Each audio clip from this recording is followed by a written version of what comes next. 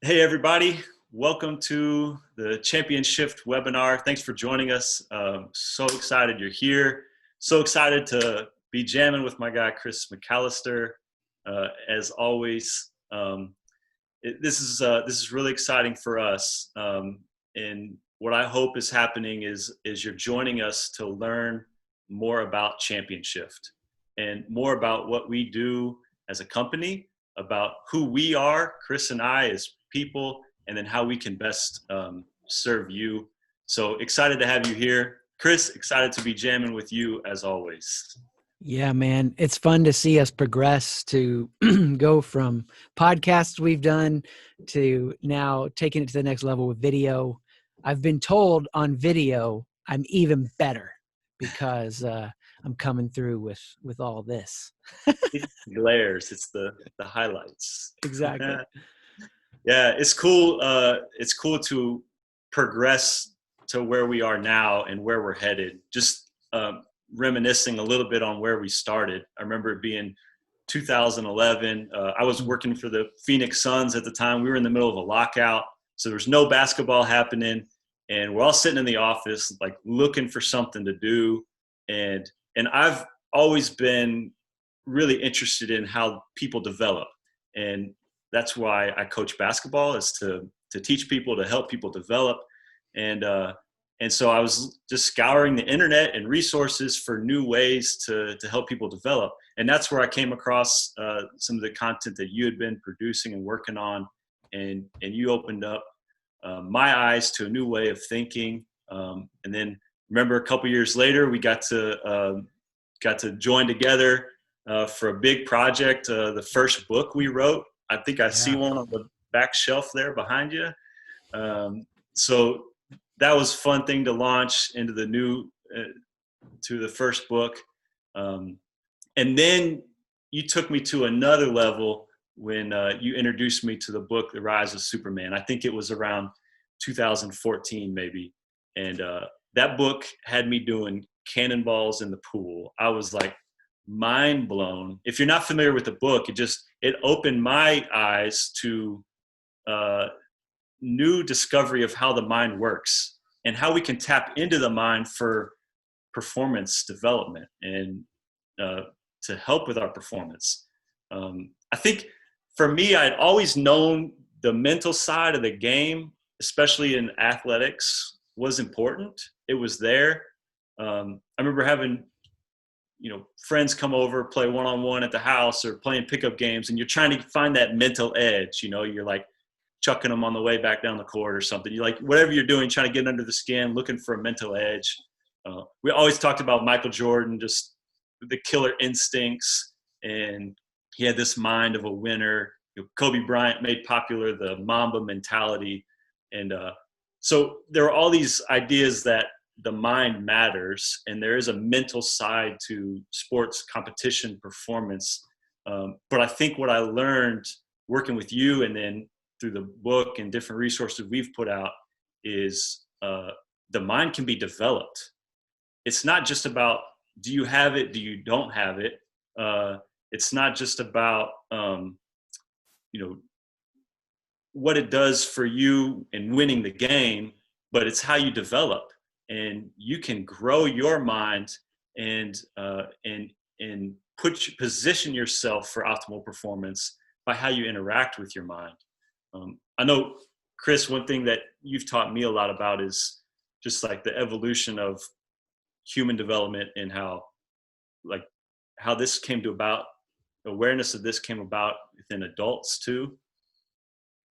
Yeah. I mean, it's trackable. It's researched. It's been validated. They used to think that adults didn't grow and develop. Like kids are developing, their brains are changing. Adults are not. And we know with a concept called neuroplasticity, the brain is always wiring. And in fact, that even as you try new things, negatively or positively forming new habits, the myelin wraps in the brain. It doesn't unwrap. So you're always being formed. And I got really passionate about researching and studying this and how adults grow and develop, and found a guy named Robert Keegan who did the longest study that's ever been done on adults. And he found that most adults never graduate beyond a mindset of choosing beliefs and behaviors that others will approve of.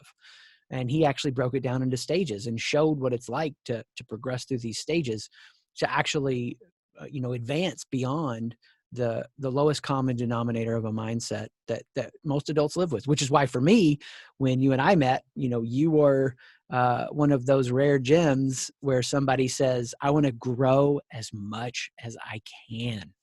And thus our obsession here today for those that want to do that work and do it in the domain specifically of athletes and coaches, but it's for everybody. For everybody. That's the cool thing of teaching athletes, is it works everywhere. Like, it's not just in the sports arena. I think the sports arena can accelerate some things just because of the high pressure of competition and the instant awareness of results, and did it work and did it not work, and the pressure there. But it's so true in business, at home, with your family, whatever world you're working in, it matters. It makes a difference. And for me, that was super encouraging to hear that I could develop it, that I could grow into that. I wasn't always the best player. I was never the best player on my team. And always, there was always moments where I felt like, man, these guys got something that I don't, and I don't know how to get it. I read all the books, and the leadership books and the performance books, and you hear about, I mentioned earlier, the Mamba mentality, and they list out, all right, here's all the qualities you need to have a Mamba mentality, and then trying to force those onto myself and fit into this archetype. It just didn't work. Like, it didn't fit for me. It didn't make sense. And then I just got discouraged. Like, I don't think I'll ever make it, because I can't be that. I can't be that person. I can't have those qualities. They don't match my desires or what I want, or who I am, my past experiences. And so I think one thing that is really excited me about what we've done is develop a system that can meet you where you're at and develop you where you want to go with your past experiences, with your unique qualities. And I know, Chris, you've had a lot of experience working with people and seeing that transformation for them. Yeah, the customization, when you learn how to continually upgrade your mindset, you're not having to copy other people's productivity hacks. You're not having to copy other people's choices and steps. You're actually taking your own best journey. Well, this made me want to ask you just real quick, Yeah. In your work with NBA athletes, in your work being on the coaching staff of an NBA team, and then as a head coach of an NBA G League team, you no doubt saw people that hit that edge to their mindset, that problem that you felt, I'm never going to make it. What was it like for you as a coach? Just curious about the emotion of this, to see them have that happen. Yeah. I think, so for a lot of the guys that I worked with, were younger, up and coming players. They were the guys on the fringes trying to make it. They were trying to stick. Not the guys on multi-million-dollar, multi-year guaranteed contracts, not the all-stars. It was, okay, here are the guys that are pushing really hard. They have the talent. They have the work ethic. What's holding them back from that next jump? And to see them struggle with that, and then to watch them double down on the stuff they'd already been doing. Let's go to the gym. I got to shoot more shots. I gotta get in the gym more often. Before everyone starts, after everyone starts, first one to leave, first one to arrive, last one to leave. And I worked with a player who, he had worked so hard over the course of the NBA season that he was urinating blood at the end of the year. He had worked himself to exhaustion, and he still didn't make it. And so we think about all right, I just got to work harder. I got to work so much harder. But there's still a missing piece. What this guy needed was to relax. He needed to focus on, can I develop my mind to make my performance pay off when it matters most?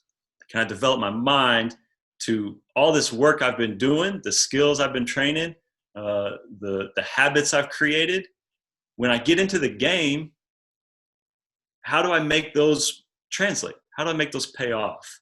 And it started with his mind. And that one was heartbreaking for me because I couldn't quite get him at the time to see what he was missing. Yeah. And I think now I feel great now that we're so much more advanced with our systems and our teaching, that we're going to be able to help a lot of people with it. Yeah. But yeah, it's to see that missing piece, and if you can catch it, if you can capture it, and the whole thing opens up. What's the starting point to catching that missing piece, that ability to trick your brain? Yeah, I think for me, it's recognition of maybe what I'm not doing isn't working anymore, or what I've done has worked really well to this point. There has to be something else to get me to the next point. It's not always going to be double down on everything I've done so far. You know, the popular quote, like, what you've done has gotten you this far. To get where you've never been, you're gonna have to do what you've never done. Most people are like, you're right, I gotta work 5 hours a day, not 3. It's like, no, that's not the point. Like, let's change approaches. Let's try new tactics. Let's develop more parts of who we are, not just our skills, not just our tactics. How about our mind? How about our emotional development? And let's tap into these unseen traits that make the big difference. You go ahead. No. I love this stuff. Of course, we talk about it a lot as we work on helping people grow and develop. And was just going to ask this real quick.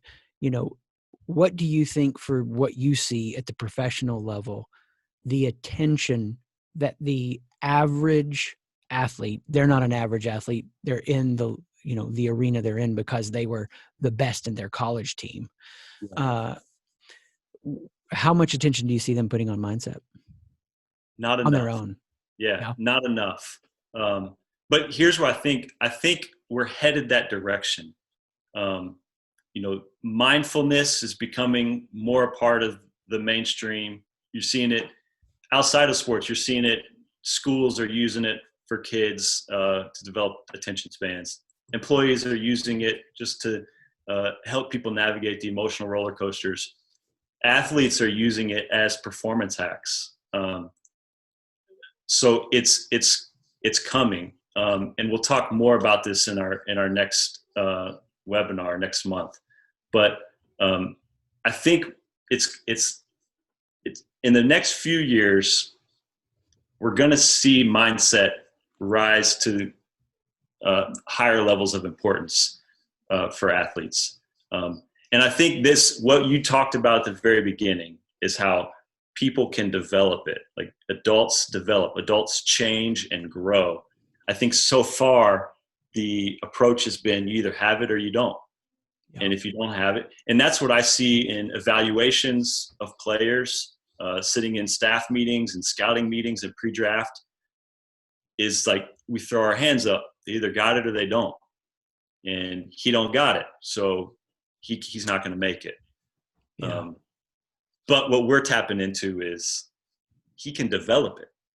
He's got all the skills. He's got all the work ethic. If he would apply that to his mindset, he's going to be awesome. And so it's that next level of growth. It's that next tipping point. I'm interested. You mentioned something earlier about, you just said it, a little phrase, but I love this part of it, is you can trick your brain into different performance mindsets. You came and worked with our team 2 years ago. And I don't know if you remember this, but you opened the segment with this awesome illustration, and you had everybody stand up and you said, I want you to greet one person in the room, but pretend like you're looking for someone else more important. Right? Everyone shakes hands and they're like looking over their shoulder. And then you said, now I want you to greet that same person like it's a long lost friend. And like everyone's, the excitement and the enthusiasm and the engagement in that hug and embrace. And the point was, just by repositioning your mind, you changed behavior. It started with the mindset. It started with the vision. It wasn't a application of, hey, here's how you need to greet people. You need to throw up a big hug, big smile, embrace for too long. You didn't make us fit into an archetype. You positioned our mind to perform a certain way. Do you remember that? Oh, totally. Yeah. No, I had seen somebody do that years ago, and I felt like they didn't even blow it up big enough. And I can't not do that and think about that. I mean, it applies to everything. Here we are talking about it in the domain of athletes and coaches and sports teams. And as you know, we work with a lot of businesses, and it's the exact same thing. When our current crisis hit, for a business owner to be like, oh, this is why this is so bad, then their behavior followed that mindset. And then I would be like, it was like 6 or 7 weeks of back-to-back Zoom chats with business owners. And to have it be like that, and then the next one be, oh my gosh, this is incredible. I mean, how many of us get a chance like this in our lifetimes? I obviously don't want there to be any human suffering, but they saw it as a chance of reinvention and empowerment and change. And even now, to talk to people that as lockdowns occurred and they're refreshed, that they said no to some things that they've wanted to say no to for a long time. Well, you could have said no to that way sooner, but it's the mindset that shapes the behavior. Yeah. And then how you can intentionally set your mind up for the situation you have. I think that's a next level of growth, but the awareness of, hey, I could go one or two ways here. I could fall into despair, or I could see it as a growth opportunity. I think about athletes running into high pressure situation. I could cave like I always have. I could feel the weight of the pressure where no one can perform under this heavy burden of pressure. I always say this, the athletes who perform well under pressure don't feel the pressure. Or I could position myself to not feel the pressure. And some of the tactics we can use to trick our brain into a posture or a mindset of the performance we want to have. I think about, I'm sitting in front of a fireplace right now. It's 110 degrees in Phoenix, Arizona right now. Why do I sit in front of a fireplace? I want to feel like we're having a living room chat, because that's what I want the people to experience when they come and talk with us. I wanted to invite them in the conversation, but it's all a little hack to position my mind to perform a certain way. Yeah, you would feel different if you were standing up in a suit behind a podium. And I think at a master level, you can learn to transcend that, but acknowledging the fact that it does affect you. Well, what would you say to that? What you just said there about like they don't feel the pressure. Yeah. What about like Michael Jordan, right? What about his motivation? Yeah. Because didn't he get cut from his high school team? Yeah. So it's the common story about, he plays up this thing. Oh, Michael Jordan got cut from his high school team, and that motivated him on to the rest of his career. And we all know about Michael Jordan's the folklore of Michael Jordan's motivation. How someone could say, "Hey, good game," and he'd take it as like a slight and turn it on and score 60 on that guy. But if you read about the original story, he didn't get cut from his high school team. The coach saw that he could be really good, and he put him on JV so that he could get more playing time.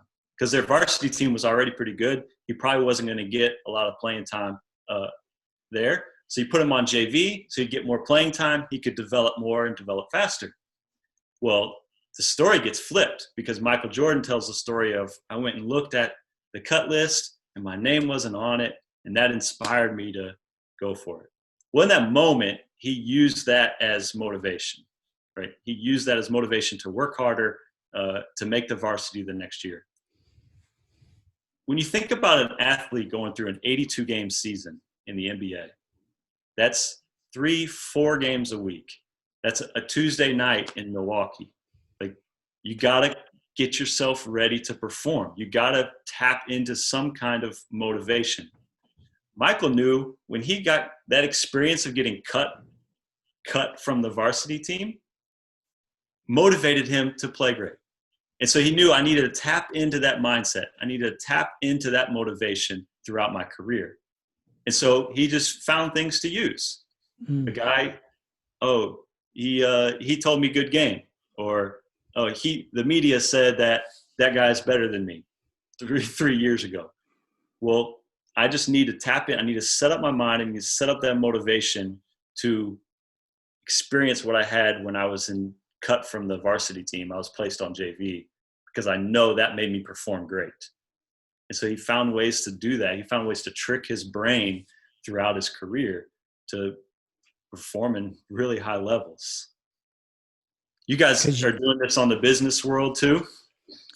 Oh, yeah, absolutely. I mean, this is the thing that we're trying to say to people all the time.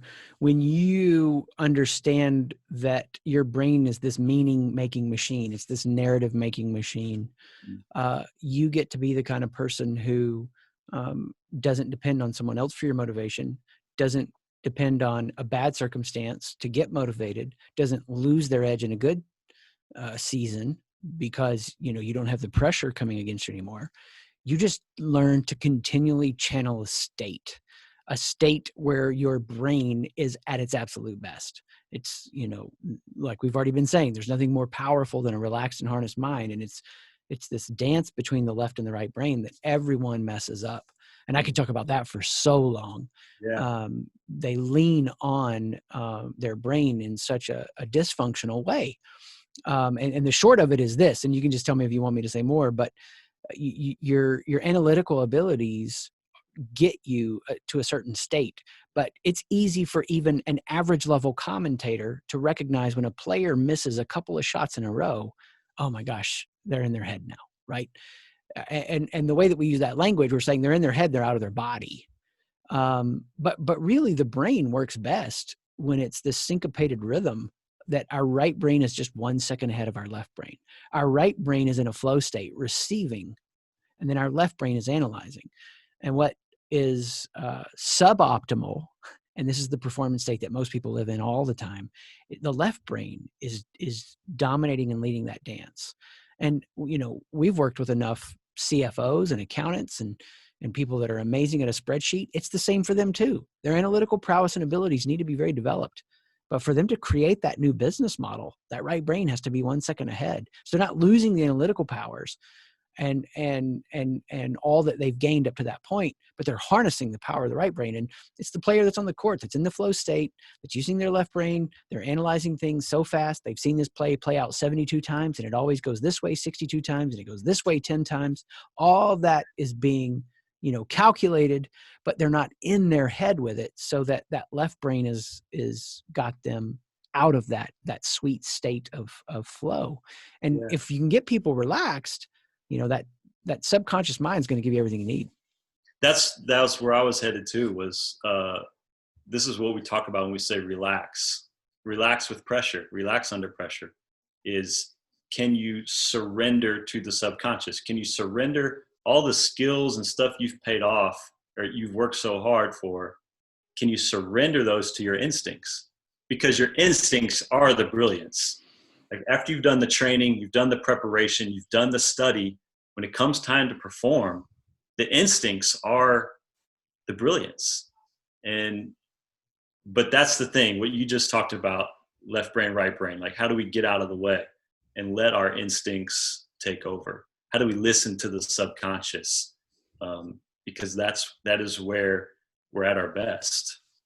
Yeah, it's like, early on, you've got your instincts, but you're getting the information, and you want to let the information inform your instinct. Mm-hmm. What happens for most people is the gathering of the information dampens the instinct. And so the impulse to action that's informed gets diminished. And so that's the sweet spot. Well, what would be some small takeaways and action steps for people with these giant, massive, life-changing ideas we've talked about? Yes, right. It's a lot to take in for one sitting. But I think a good place to start is paying attention. Like, let's pay attention to when we tense up. Let's pay attention to when we try to take control. Let's pay attention to when we feel uneasy and we think the right answer is to increase our intensity or micromanage, or try to make it more. And then you'll know that is the spot where you're not relaxed. You're not surrendering to your instincts. And if we can start paying attention to those moments, we'll know, wow, there's a spot I can upgrade my mindset. That's a place right there that I can upgrade my mindset. And if you can upgrade your mindset in those moments, then that performance will change. That performance will transform. You'll be able to, I think this is what happens, right? We hit mistakes. We make mistakes. We hit challenges. We hit growth points. We try to control. I've been playing tennis with my wife the last couple months. And if I hit 3 serves into the net, now I'm like stressed. I got to get the next one, right? And I'm micromanaging all my technique. All right, racket back, toss right, swing through, snap the wrist. And I just hit more and more and more into the net. It doesn't work. What happens is relax, surrender to instinct. So if you can identify those moments when you try to increase your intensity, then you'll know, here's a place I can upgrade my mindset. Let's start there. And then we have a ton of resources and places we can help you from there. Obviously, we've got the next webinar next month on July 9th, my birthday. We can all celebrate together. And then we also have a new book coming out. This will be our 5th, right? 5th. Should be coming out here soon. So that'll be a great place to start. And we also have a coaching program. The book will be the foundation of the coaching program. The coaching program is live. It's ready to help you. The book will supplement that, but we're here positioned to help you now. If that's something that you're interested in. Beautiful. I know that for sure people watching this that are like us, that want to be at the absolute best that they can be. For some of them, they're going to dive right in and apply it like crazy. And that's so exciting, because those are the students that just devour and grow, but everybody's at a different place, for sure. And so what would be like the one small takeaway you'd want to give them, reducing it down to that, like, we're hopping off here, we're about to go live our lives and all the crazy things going on. What would you say to them today, just to take away and encourage them, challenge them with? Yeah.